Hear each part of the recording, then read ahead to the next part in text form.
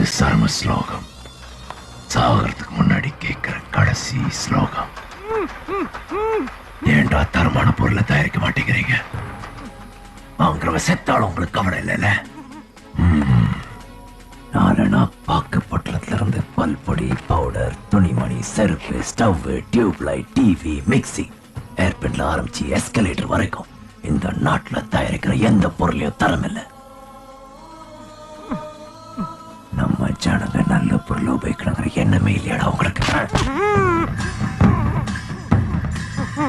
மக்களோட ரத்தத்தை உறிஞ்சினல்ல, இப்ப பார், இதுங்க உன்னோட ரத்தத்தை உரிய போகுது.